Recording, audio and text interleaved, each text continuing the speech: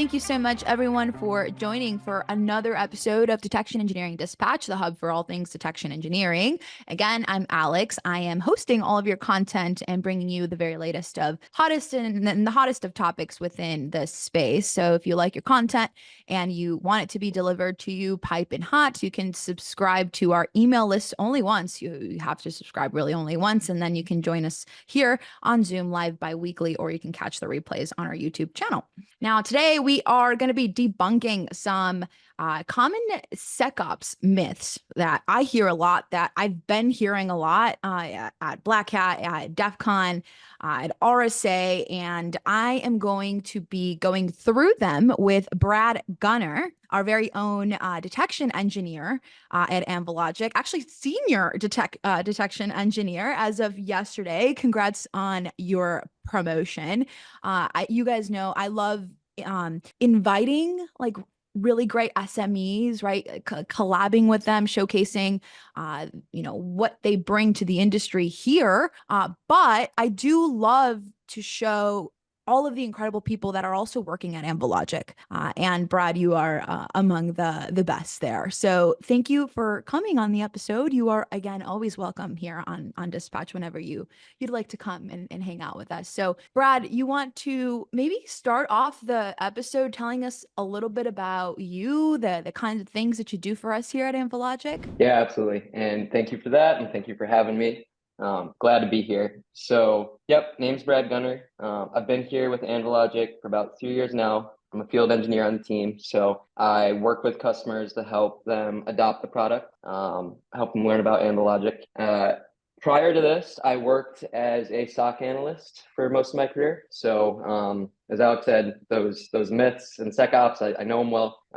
Learned them over the years, kind of in the front lines, in the trenches there. I also spent a little bit of time on the product side, helping manage our SIM solution there. So got a little bit of perspective on both of those roles. And outside of work, as you can see there, big sneaker fan, Nike Air Max enthusiast. That's my go-to these days. A little bit into the ASICs more now, into the ASICs vibe, but traditionally always been a Nike guy, big time. But I'm a bit of an Adidas Sambas girl myself. Yeah, those are very popular right now. I've held off on buying a pair, but only because I'm running out of room in my apartment. But like 2 weeks ago, we got a storage unit and things are about to like pick up again. So we'll see what happens. Oh my gosh. Well, thank you for sharing that great intro, Brad. Brad and I, we over the past week, we put together a list of the top 10, as you heard from the front lines that he's seen firsthand, the top 10 SecOps myths. They are going to be in order. We're saving the best one for last. So yes, please stay for the last, for the last one, counting down from 10. The number one will be probably the best. So Brad, you want to kick us off coming up in 10th place? Yeah, let's do it. Okay.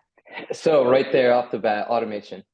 Myth number 10, that automation will replace human analysts. And I love that meme on the bottom right, 5,000 years of human knowledge accumulated, because it's true, right? Like, I mean, we as analysts, we look at automation as, something that'll make our lives easier. Today, we're putting automation in place where it makes sense, right? Like we want it to do the things that we spend so much time on day in, day out for us, not spend our time doing those things and focus more of our efforts on the really interesting things, right? Like as an analyst, you actually want to spend your time investigating a interesting case and going on a cool hunt and finding some bad guys, So automation, it's great and we need it, makes our lives easier, but at the end of the day, that human analyst factor to go in and actually investigate the event and come up with a, analysis and decision on that, still key in that process, especially in our industry. Absolutely. Brad, I've been calling AI or I guess maybe the use of even Gen AI kind of like a C4, like a pre-workout, right? It should help you guys advance, give you the energy to kind of do things faster, right? Enhancing your capabilities by, maybe the handling the repetitive tasks, but really, I don't think it's ever going to take place of this unique thing you guys bring to the table. And it's like complex problem solving, right? Being able to focus on strategic initiatives. AI will never take place like of that. Yeah, and that's such a good point. It's that complex problem solving, the strategic side of it. Yeah, I didn't even mention that. I mean, coming up with a long-term solution. And good luck at asking Chat GPT to do something Yeah, like good that, luck at right? So, that. yeah. Exactly. Okay, next one coming up in ninth place. More alerts mean better security. Shout out to David Lanning because he's like the CEO of memes. He's always giving us the best memes, best always great quality there. But really, quantity it just it does not mean quality. You see this in like your friends too. Just because you have all these friends is not always like how good of friends are they. You know, too many alerts can lead to a lot more volume and alert fatigue within the SOC, and it can lead to a lot of critical issues being overlooked. So true. I mean, it's one of the things that our products kind of, it's so intertwined in what we do. On one end, we say embrace the noise. On the other, we say only produce alerts that your analyst wants to actually look at and investigate. So this whole concept we're built around capturing warning signals and then only focusing on the high fidelity alerts, what we call threat scenarios. That's really where we see a lot of value for customers. And relating it back to, my experience in the SOC, right? Like we were inundated with, thousands of alerts a day, and kind of ties back to the last one with automation. We had certain alerts that there was a playbook. You'd go through it every single day. And at the end of the day, we pretty much knew at the start of it, it was never going to amount to anything past that, investigation. Maybe a user clicked a link and something got blocked, right? So at the end of the day, more alerts doesn't mean you're more secure. It's actually getting those higher fidelity alerts that are more worth investigating. Yeah, absolutely. I will say there are some alerts that that may sometimes yield as false positives. They may not be a true, something actually that like a real incident, but it could be maybe like a to do, like a task for the SOC to do. Like maybe you have to go and configure something. And that's also that's a good use of an alert, in my opinion. If something is misconfigured and it alerted incorrectly, it's not an incident, but it's still like something added to the backlog. Yeah. Next one. Compliance equals security. Number 8. Okay. Yep. We all know this one. Well, I think of like PCI compliance, right? Like, Oh, this was just big because, at JPMC. No. oh, big time, big time. And I mean, it's, of course, these things exist for a reason, right? Everything down from regulatory to audit and so forth.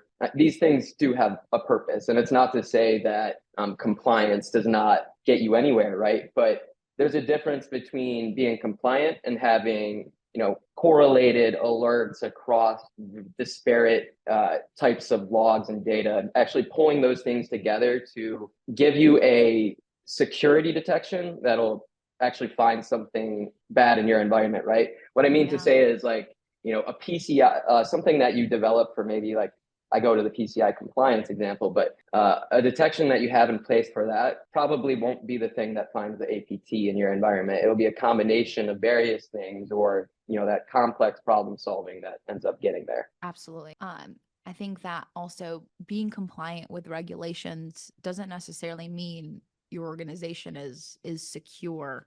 It's a good baseline to work towards. It's a check mark you have to check, but it doesn't guarantee anything at the end of the day. I love that meme. And it is a good baseline too. Yeah, that's great. And I mean, it is a good baseline, right? Like, I think you make a good point because frameworks are key. I mean, even with our products, we heavily use MITRE as a framework, right?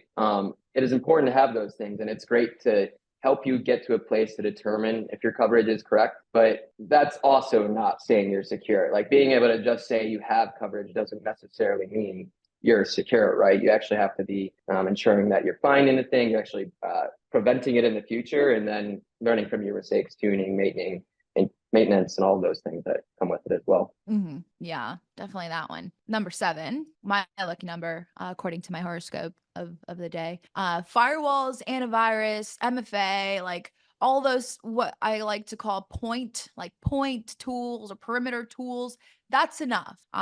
This kind of comes from when I used to work a lot with one of my really like close coworker, she did like IAM security. She was like, Alex, if you focused all of your efforts, right, on ensuring that you have the right IAM controls, identity controls, and making sure that the right person has the right access to the right things, and you are like dead set and making sure that those policies are updated, you don't need any of this sim stuff.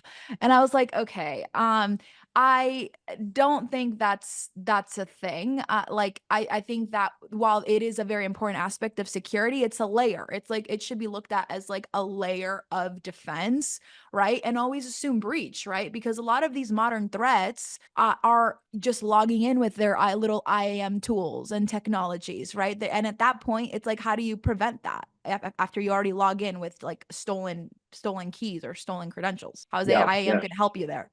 Yeah, no, it won't solve it, and that's the thing. It's like if you had unlimited budget, then yeah, go buy everything. Because having that defense in depth, which I feel like is like one of the oldest terms you hear, is like, and it's still applicable, right?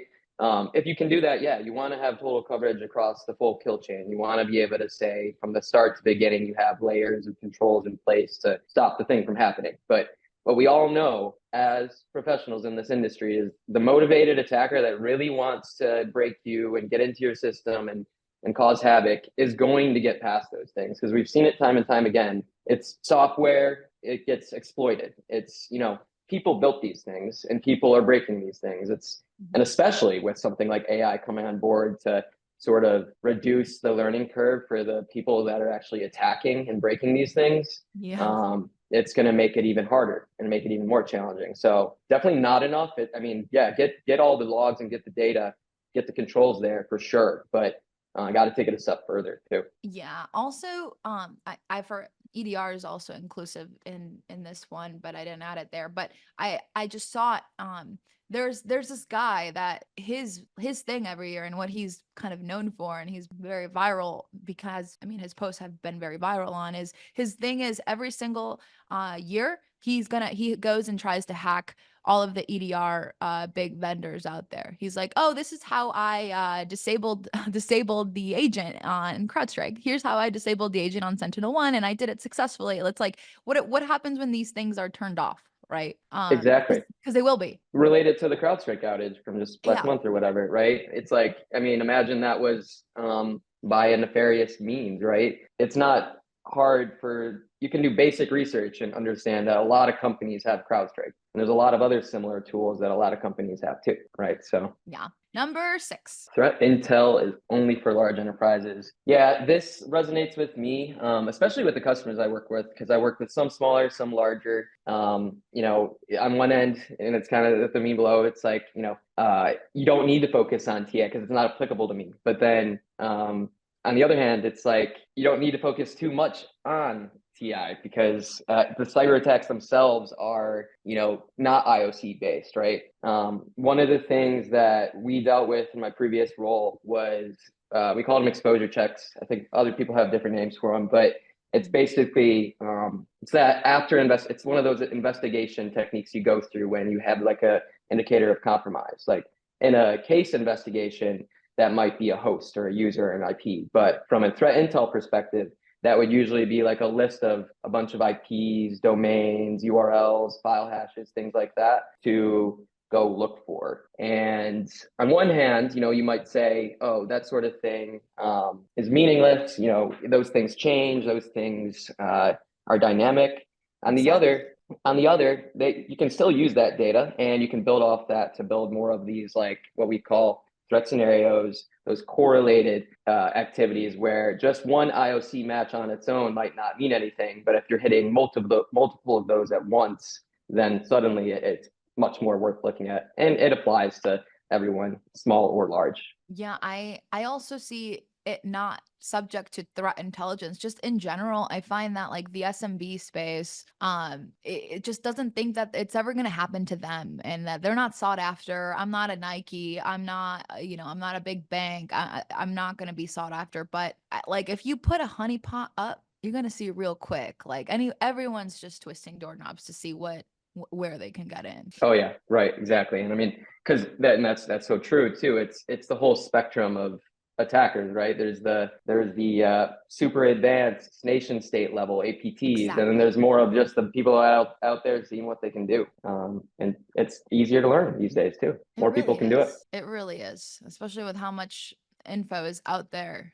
And I mean, I'm getting email, text messages from my own manager. It's like, hey, I'm Chaz. Alex, can you click this link and get on a call? I'm like, wait, hold on. I'm on a call with you.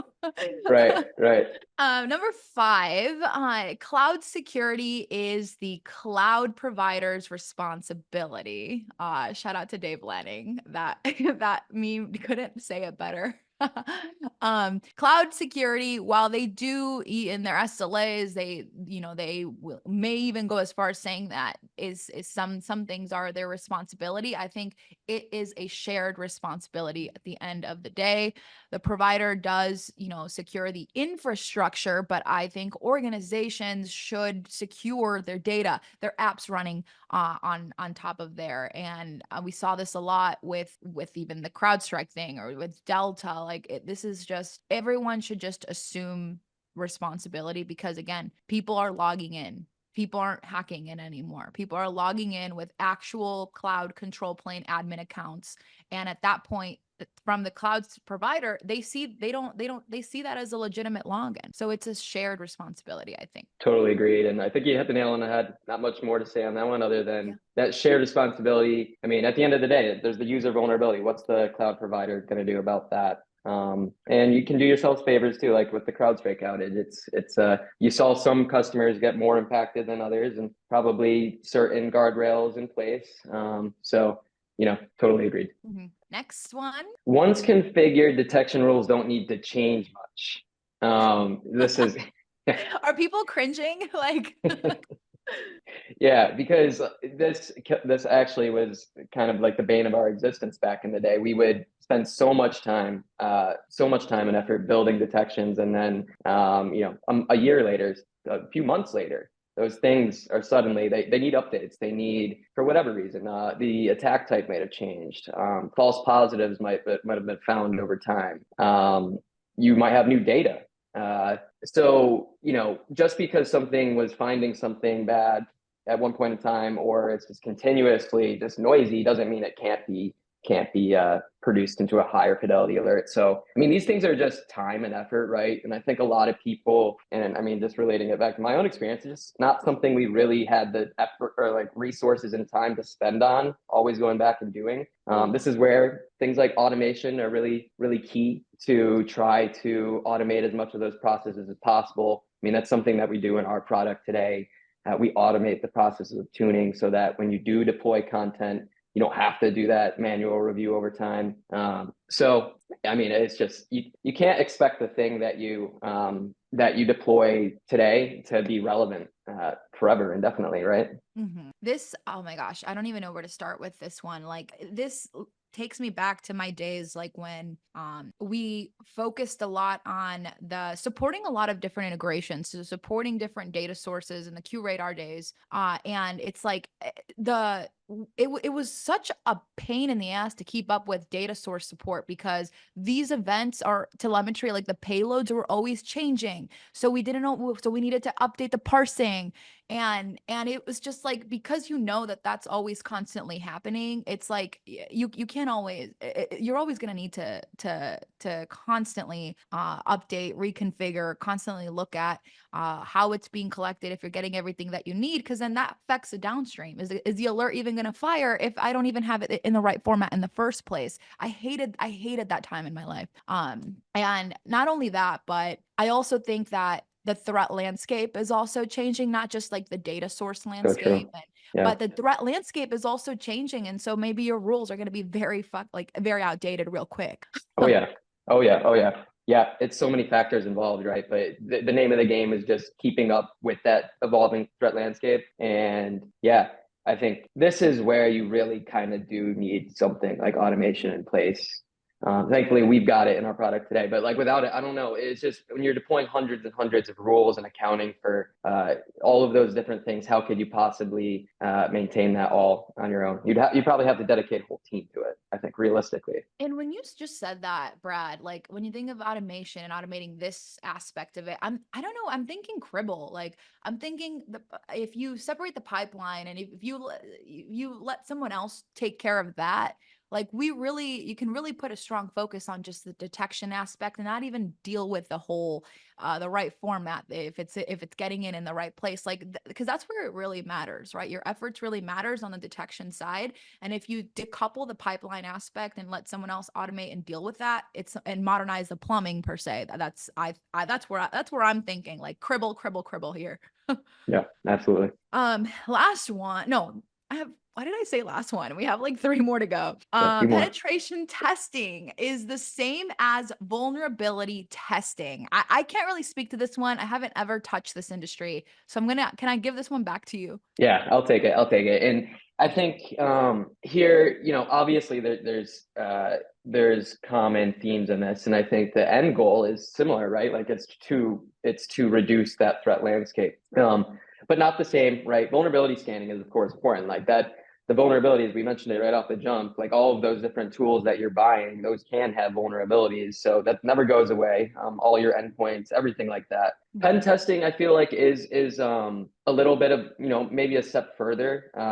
Here's where I feel like it's really important to get into those sort of like purple team engagements, red team, blue team, but also having that collaboration between your operators and your pen testers, the people that are going there and breaking things. And whether it's, you're bringing someone in to do your pen testing external or doing it internally, still having that collaboration, like after action reporting, going back to it and figuring out, what the heck happened, and then building on top of that. I think that's one of the biggest things that I've learned over the years as being a SOC analyst previously, but also now in my role working with customers, is that like the experience and the true event is the thing that will mature you and help you grow and build better detections. Yeah. We lived through it in my previous role at JP Morgan, where we did have like a motivating event, a major breach, which kind of like I think pushed us to another level.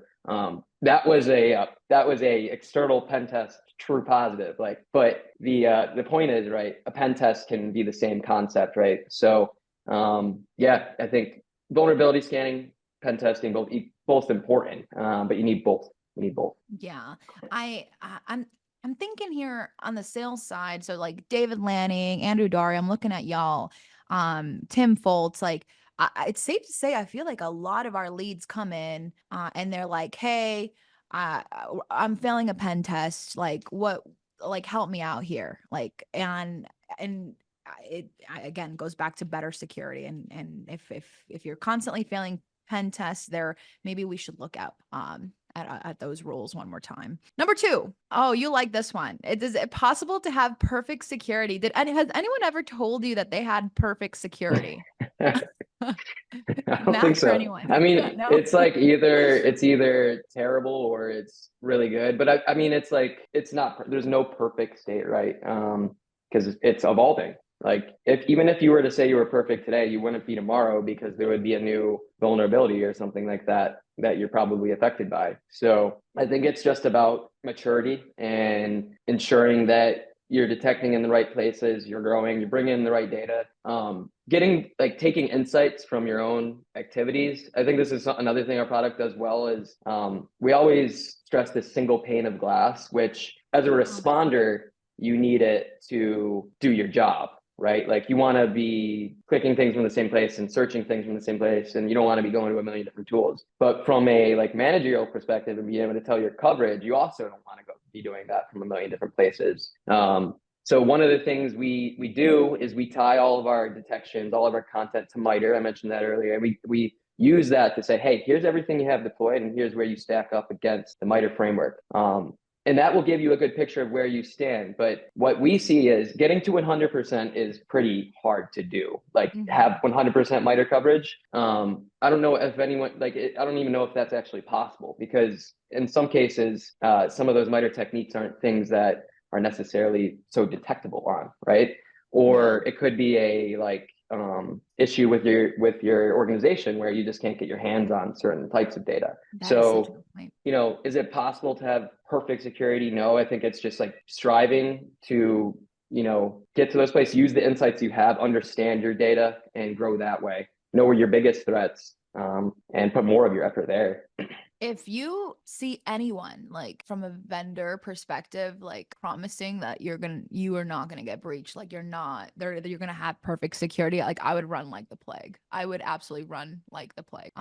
Yeah, I mean, there's so much goes into it, right? And that's the thing. It's like with a detection, there's building the detection, there's the having the data for the detection, there's the maintenance, there's the actual person responding to it over time. There's a lot of factors that go into saying even if one detection is working perfectly. I think that's something we do really well as a product, is we actually package that for you and try to make that easy for you to understand. But getting to a perfect state, maybe with Anvilogic, maybe, but hard to do still. Still hard to, and I think that says a lot about what you just said about Anvilogic as the brand. Is we will help you get there, but we can't ever promise perfect security. I've Right. also heard people say like zero trust. It's a big buzzword in the industry. It's like not having any trust in anything, and people would have gone as far as saying I've completed zero trust, blah blah blah, and that's also in the same realm. Yeah. So last but not least, I accidentally clicked forward. So hopefully it was fast enough where y'all didn't read it, but this is the very last one. We saved the best one for last. So, number one, as a security professional, identity theft or really anything, like any kind of attack, would never happen to me. Like I'm an expert. I'm too smart for that. I have this I'm breathing security. I know the culture, and I have a better intuition of how not to be hacked than the common folk. Yeah. It's like we all learn the major things to look for in a phishing email, right? Like, the headers, the email address, the links, the attachments, all of those things. But that's today. Throughout today's discussion, we've talked about AI and the evolving threat landscape and all of these things. The reality is, and it's always been this way, the user is the biggest vulnerability. And that probably, I mean, is that going to change? Probably not. And at the same time, attackers are going to become more and more advanced. So if you think about it in the sense, as like the meme says in the top right corner, the goods and the access, Yeah. they are targeting admins, they are targeting high up executives, but also us as security professionals. And I think it would be naive to think that there wouldn't be some evolution in that approach, whatever it might be. And today, I think the common example is like the phishing email, but it comes in multiple forms. You mentioned it earlier. I see the text phishes all the time now, and those like, I mean, they're not fooling me yet, but the point is, like, I think it would be kind of naive to think that we as security professionals are just like we're absolved of those sort of attacks and exploits. There's no way. Absolutely. The inspo really from this one came from DEF CON. So I went to a village where that's literally how it started, like the whole talk track. It was like, identity theft is not a joke. It was like a whole deep dive on Azure Entra ID, but that is like you don't think it's ever going to happen to you, but you do have access to better things rather versus like Joe Schmo in accounting or in marketing, so absolutely. I think this one was the number one. But there was some honorable mentions that I did want to bring up as we were doing research and asking around for some myths. And that was like IP addresses equate to users. Brad, like this got me thinking, like in the threat intelligence, like these artifacts, these IOCs only stay hot for so long, but just Yeah. because you've got the tail end on an IP doesn't actually refer it back to a user. Yeah. It's like that's why we try to focus more on like behavioral based when it comes to APT type of detections, because like those things are dynamic. And I mean, we got crushed by this years ago at my previous job, where we would run these exposure checks and we would be finding like tons of results for IPs, but VPNs, ASN, all these things. Like, I mean, one IP address could be something one day and then something totally different a different day. So it's it's a good starting point. It's not to say, like I said, you can still use those things if you can correlate them together and try to build something a little bit more intelligent out of it. Then yeah, but you know, IP to usernames, no way, no way. Yeah, and you can also I'm thinking about Capital One a lot, like that girl Paige, which by the way, cyber breach, like data breach executed by a woman, insane. Paige Thompson, she spoofed her IP. Like you can spoof. There's IP spoofing services or private VPNs, etc. And oh, next one is a secure HTTPS connection means that it is a very legitimate and safe site to visit. It just means they're just using HTTPS. Yeah. Could be a bad guy using it. Yeah. No. Exactly. They're purchasing these secure sites, not only copying like literally the HTML of like a banking logging in page, but also they may even pay to secure it in a safe site. And so to you, it's like, oh, it's not. It's saying it's secure. It has a little shield on the browser tab. It should be fine, but no, it's not. Yeah. Right. It's not fine. The last two I have before we open it up for Q&A is FTP or the SFTP, the secure file transfer protocol. It's super safe to use. Yeah, no, it's funny that you mentioned that because back in my previous role, we would actually find like a lot of like we would go on hunting activities to see like if there was any like attempts to like send out data, and we'd always find like maybe attempts, but there I think they had that stuff pretty controlled pretty well. So Yeah.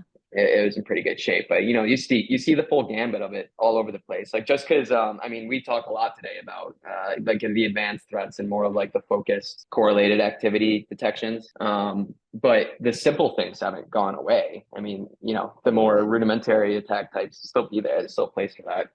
Because there's the full spectrum of the same way there's the full spectrum of attackers from capabilities. There's also that same situation with organizations and their maturity with security as well. So absolutely. Last one. The kind of in the same realm, I guess, in the Linux world for you Linux folks, and as you're making directories within the Linux OS, it's Schmod 777, which is like, I guess, how you can assign privileges to a certain directory. Like it's easier to just execute this so that whatever your integrations are and your requests into that directory is just easier downstream for other applications and other uses of it. But you should probably look at who is accessing that directory and not just give like anybody can access and write to it and read it and execute within it, etc. So yep. Can't yeah. can't lose sight of the can't lose sight. I mean, that's the other thing. We didn't even talk about it today, but I mean the simple administrative tasks, it's gaining insights like that, like the after action activities from your investigations, like actually doing something about it. Today we talked about it in the vein of like if you get 100 false positives, you should probably tune it. But it's like if you have constantly people modifying things on your endpoints due to some like user restriction that wasn't put in place or something of that nature, then use that insight too to go fix that, not have that happen anymore either. Yeah, definitely monitor those admin functions. Yeah. Admin tasks can be pretty risky. And bake it into a threat scenario later. Admin attempted after you get it fixed, bake the attempt into like some C2 activity off the hosts, and then you'll find whoever was maybe using it maliciously before. Yeah, there you go. And if it was legitimately done, like maybe have a stern talk with them. yeah, that's it. So those were all of the myths. I hope you guys enjoyed that. Does anyone have any questions for a frontline, like from the trenches, detection engineer that has really seen it all in the audience, maybe in the chat? Oh, we got one from Jeanette. What do I love most about the SecOps community? Well, there's a lot to like. I think personally, I actually, so a lot of the guys that most of the team I actually have here at Anvilogic are, we all came through the same background. We worked together in the SOC at JP Morgan. So for me, I love the community because it's like some of my best friends. Also, it's just interesting to me. I think what we do obviously just gets more and more important. I think when I started in cyber, like about 10 years ago or so, it felt like new and fresh. And even at JP Morgan, like we were using ArcSight at the time and like trying to get over to Splunk. So now to see people trying to maybe get off Splunk, and the next iteration of that phase, it's cool to see. So what do I love most? Just probably like the community. It's fun to go to the events. I mean, obviously I have a lot of friends, but everyone here at Anvilogic is great people. And I think that just speaks to probably like the wider community around us. Like Black Hat was a blast a couple weeks ago. And then I think just like seeing the industry evolve over the last 10 years and seeing where it's going to go now with AI and all that. It's pretty cool to see. I love that. And by the way, for having worked 10 years in the industry, you don't look like you've worked 10 years in the industry. Like, don't they always say like, oh, after 1 year at working at the SOC, and then you're like you look like an old man. So you Actually, gotta really, you gotta we give just that got baby skincare routine. faces. Yeah. The skincare too. So You gotta yeah. give the skincare routine, Ted, in the chat there. Not to mention, also the other thing is I love how fast the industry's changing. Like if someone tells me, not to discredit anybody, but if someone tells me like, oh, they were, that they're like this hot shot because they were around when internet was like, they were the ones putting up the cables for the internet. I'm like, that doesn't mean anything anymore because actually if you like how is that useful now? Like things are changing so much. All that information has to be kind of relearned now that we've got a new like space like in cloud. What is all of your server knowledge going to be useful if now like you should be working like more knowledgeable on security cloud configurations rather than your ESXi VMware days. Like I don't know. Yeah. I like the pace. Yeah. I agree. And yeah, I mean that's it too.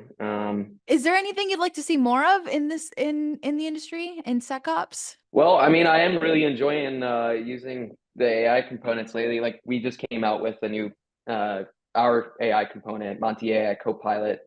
Using that in the platform has been super helpful. Like I wish I had this back when I was in the SOC because I'm just throwing events in there and it's doing all the analysis for me. So it's given me just that like it's such a time saver, right? So I'm just mostly excited to see how else we can integrate that in our product and how else other products continue to adopt it as well. Yeah, absolutely. Well, that resumes the episode, everyone. Thank you so much for tuning in. I hope that you guys enjoyed the myths that we put together, resonated with them. And thank you, Brett. I had a lot of fun filming this episode with you. Stay tuned for our episode in 2 weeks. We're going to be featuring Marcus Hutchins, aka Malware Tech, right, for an episode on all things cyber threat intelligence. So it's like an interview on its best practices, and it's like a workshop exclusive from a very reputable SME in literally that topic, like cyber threat intelligence, CTI. So hope everyone has a wonderful weekend, a nice long Labor Day weekend if you celebrate that. And I'll see you guys all in 2 weeks. Thank you, everyone.